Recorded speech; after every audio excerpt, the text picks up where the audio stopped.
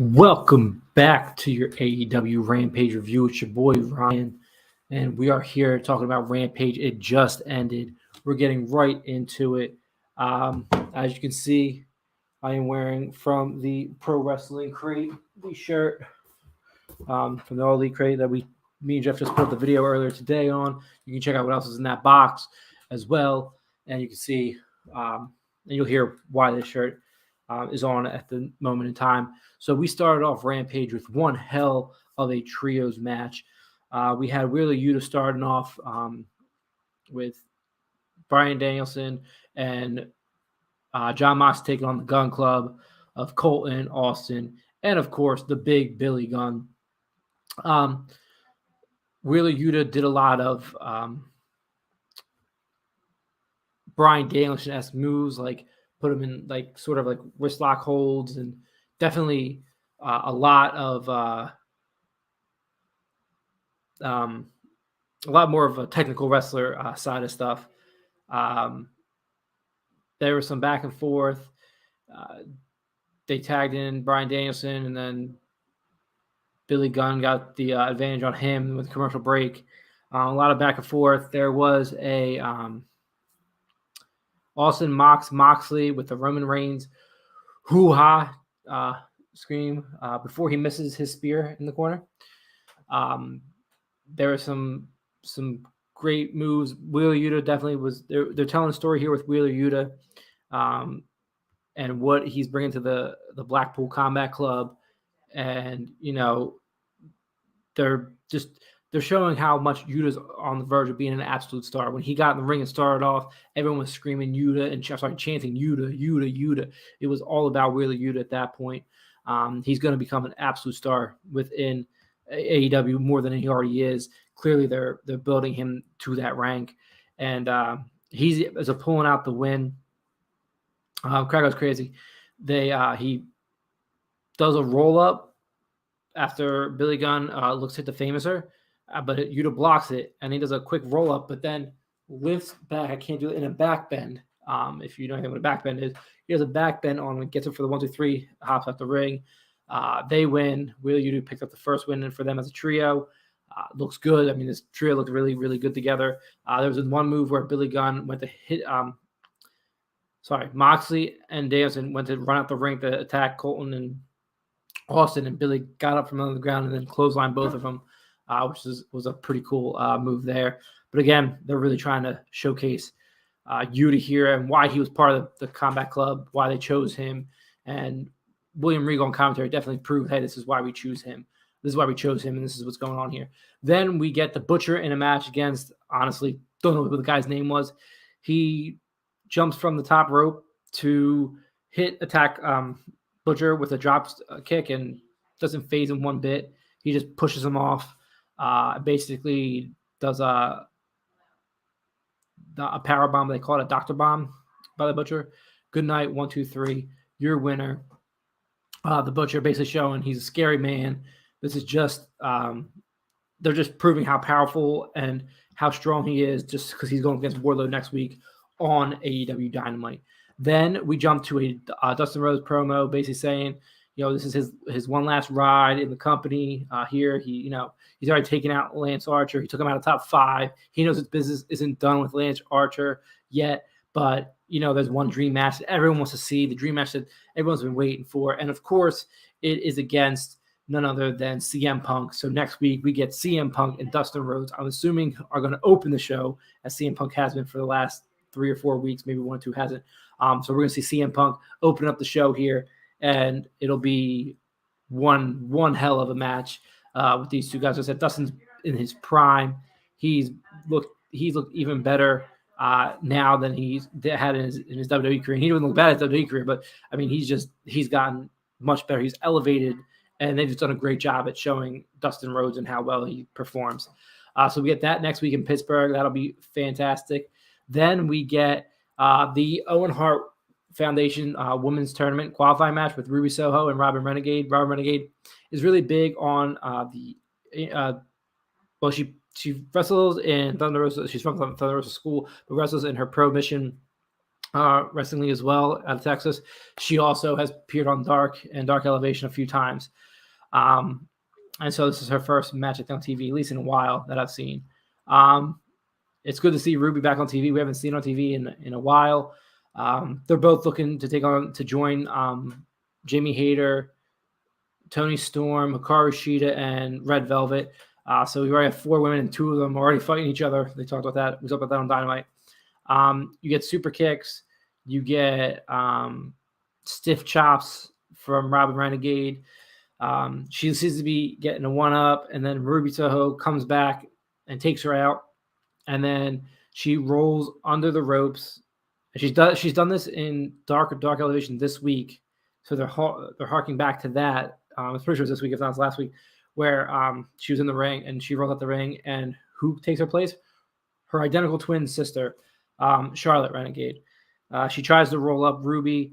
Ruby positions. She gets out of it. She kicks out. Then Ruby puts the no future onto Charlotte. Charlotte rolls out of the ring, or what are they calling it?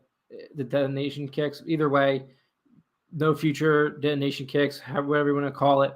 But here's where things get interesting.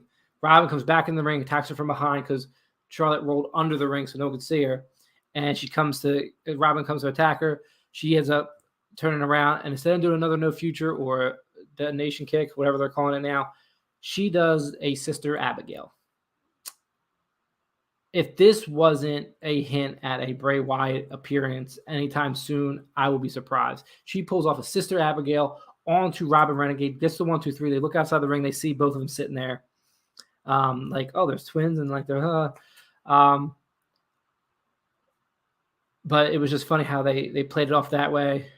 And it was just like they look at each other like, this is really interesting. All in all, it just shows how tough Ruby Soho is, how she's adapting with a new finisher that looks more lethal than the detonation kick, no future, whatever we're calling it right now. And she advances into the women's, the Owen Hart Foundation women's tournament to fight alongside the 4 men I mentioned earlier. Then we get to the reason I am wearing this shirt, and it is your boy Hangman Adam Page, Cowboy. Start. Obviously, I don't know what that means. I'm wearing this because, yes, Hangman Adam Page did win. They also, lo and behold, again, if you go back to our All Elite crate, you will see that there is an Adam Cole Baby shirt in there as well. So I was ready on deck for tonight's match, which was I pulling out. But Page wins. So here it is, flaunting the shirt of Hangman Adam Page. And here we are in this match. This was a Texas death match for the title. This is the 3rd defense of this title in a Texas death match. I'm pretty sure the other 2 actually were Lance Archer both times. I'm pretty sure it was John Moxley versus Lance Archer the first time. Lance Archer. And Moxley won that, if I remember correctly. And then it was Hangman Adam Page against Lance Archer at the beginning of the year. And Hangman Adam Page won that. And here we are again, Texas Death Match with Adam Cole and Hangman Adam Page. And Hangman Adam Page wins this. So the champ is now 3-0. Again, if I remember correctly, unless let's talk about the world title match, because there was I'm pretty sure it was a Texas Death Match that John Moxley lost the New Japan title to Lance Archer. And I'm pretty sure it was a Texas Death Match, but I could be wrong.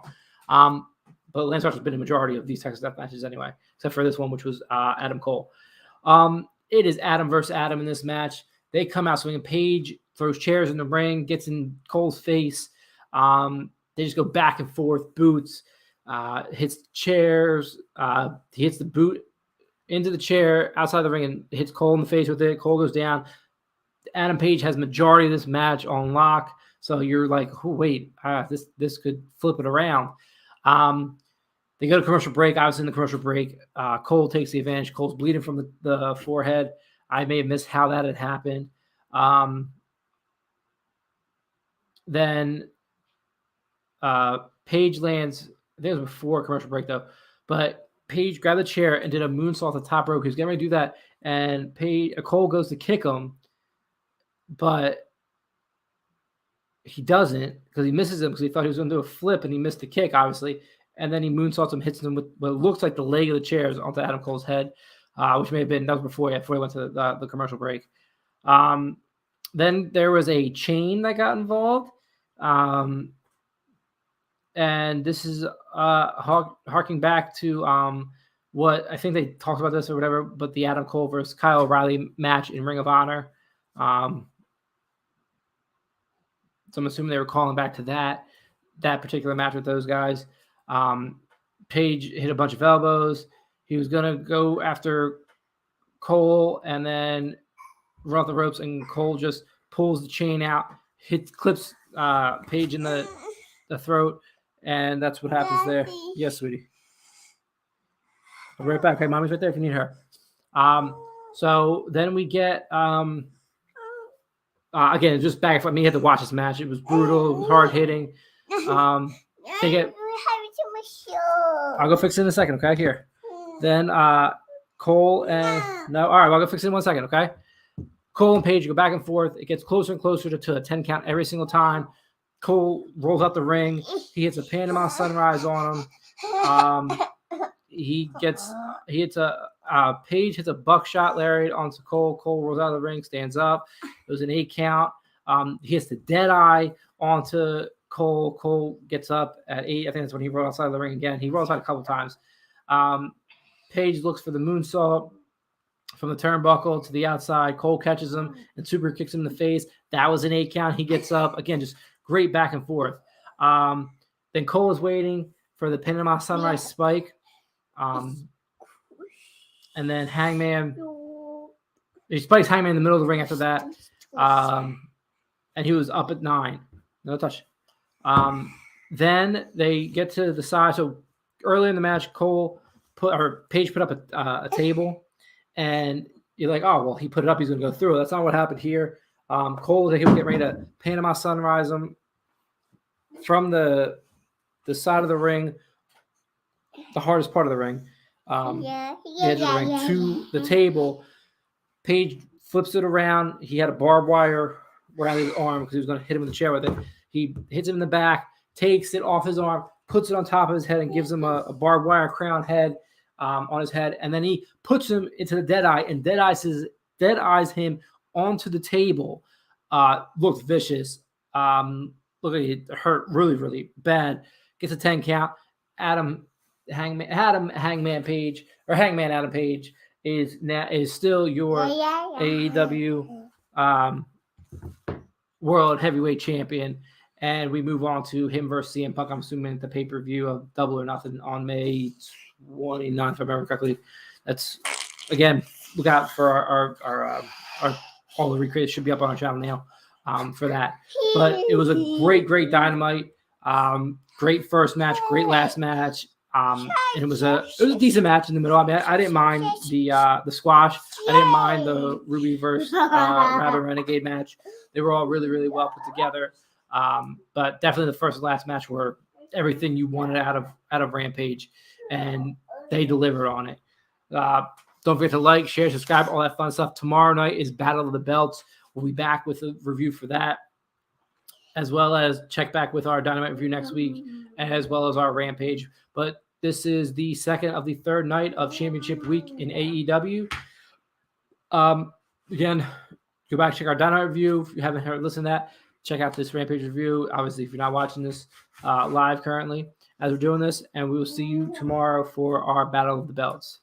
Take care, everyone. Peace.